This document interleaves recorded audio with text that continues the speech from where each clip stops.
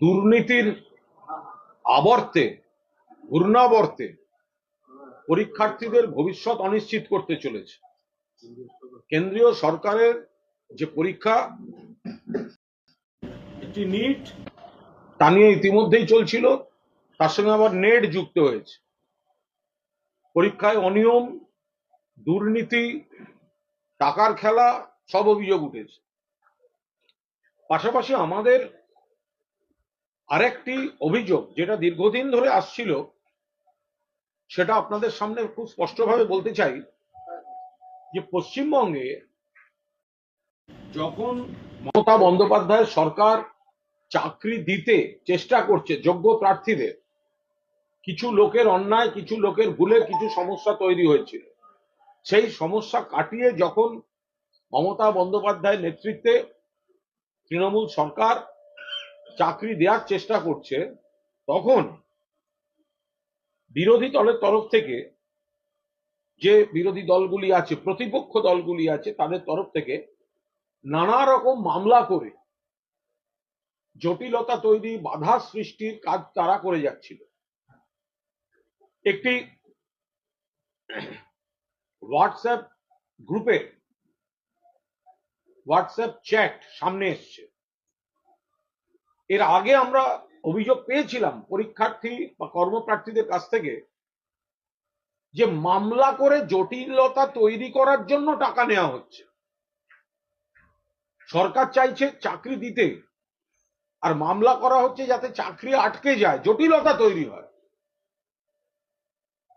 এই বাধা দেওয়ার খেলায় পরীক্ষার্থীদের বিভ্রান্ত করে একাংশের আইনজীবী, যারা মূলত প্রতিপক্ষের, তারা বিপুল পরিমাণ আনঅ্যাকাউন্টেড মানি কালেক্ট করছেন।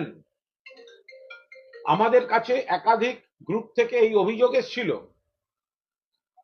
যে মামলা করে দেবো, মামলা করতে আসুন, মামলা করলেই চাকরি পাওয়া যাবে, এই চাকরি আটকে দিচ্ছি, আমাদের সঙ্গে থাকুন। এবার এদের কাছ থেকে বিপুল টাকা নেওয়া হয়েছে এবং 2014 বঞ্চিত টেট পাস হাওড়া বলে একটি গ্রুপ রয়েছে হোয়াটসঅ্যাপ। সেখানে এক আইনজীবীর নাম করে লেখা হয়েছে। আমি তার কাছে গেছিলাম, সে বলছে 25,000 টাকা দাও হয়ে যাবে। কোন নাম্বার থেকে হোয়াটসঅ্যাপ এসছে পরিষ্কার, তার মানে সেটা কোনো ব্যক্তির নাম্বার। আবার আরেকজন বলছে সেই লয়ার আমার কাছ থেকে 40 নিয়েছিল, মনে হচ্ছে পুরোটাই জলে গেল। 40 না 80 বলতে পারবো না, কারণ 8টা এটা বাংলা, ইংরেজি 8 কি বাংলা 4 বোঝা যাচ্ছে না। যাই হোক, টাকা নিয়েছিল। এবার এখানে একজনের নামও রয়েছে, ফিরদৌস। এবার ফিরদৌস নামে অনেকেই হতে পারে, নির্দিষ্টভাবে ফিরদৌস বললে অমুক ব্যক্তি ফিরদৌস সে তো আমরা জানি না। ফিরদৌস নামে অনেকে থাকতে পারে, কিন্তু এই গ্রুপে বলছে ফিরদৌসের কাছে গেছিলাম, বলছে 25,000 টাকা দাও হয়ে যাবে। এখন কে এই ফিরদৌস?